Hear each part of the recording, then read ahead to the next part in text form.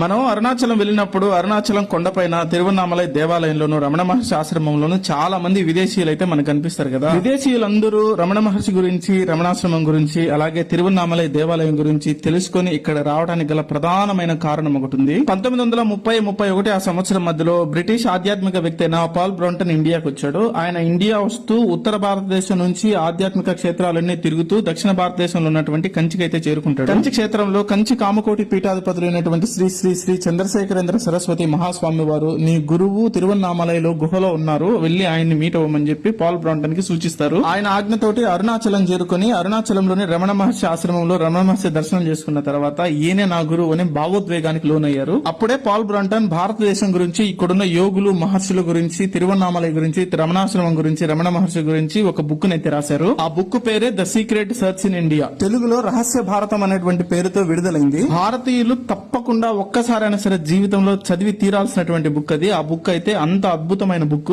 ఆ బుక్ ప్రపంచ వ్యాప్తంగా చాలా ప్రాచుర్యం పొందింది. అలా విదేశీయులకి మన అరుణాచలం గురించి, రమణ మహర్షి గురించి తెలిసి విదేశీయులు ఇక్కడికైతే రావడం మొదలు పెట్టారు. లింక్ అని కింద కామెంట్ సెక్షన్ లో కామెంట్ చేస్తే ఆ బుక్ యొక్క లింక్ మీకు డైరెక్ట్ గా అయితే వస్తుంది. జీవితంలో తప్పకుండా ఒక్కసారైనా సరే చదవాల్సినటువంటి పుస్తకం అది.